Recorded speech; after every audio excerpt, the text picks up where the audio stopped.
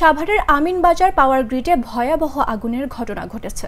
খবর পেয়ে ফায়ার সার্ভিসের ৯টি ইউনিট আগুন নিয়ন্ত্রণের কাজ শুরু করে। এখন আগুনের তীব্রতা না থাকলেও ধোঁয়ার কুণ্ডলী রয়েছে। আজ মঙ্গলবার সকাল ৭টা ১৫ দিকে সাভারের আমিনবাজারে অবস্থিত বিদ্যুতের পাওয়ার গ্রিডে এই আগুনের সূত্রপাত হয়।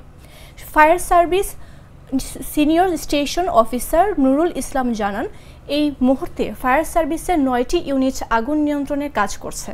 আগুনের তীব্রতা এখন বেশি নেই, তবে ধোঁয়ার কুণ্ডলী রয়েছে। আগুন যেন ছড়াতে না পারে সেজন্য সব ধরনের প্রস্তুতি নেওয়া হয়েছে।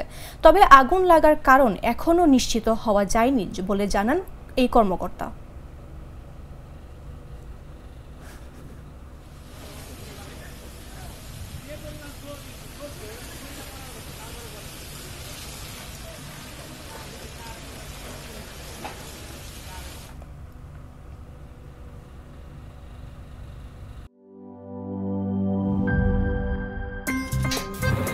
আমার একটা স্মার্ট সিদ্ধান্তে 25% গ্যাসের খরচ কমেছে। ভাবছেন কিভাবে?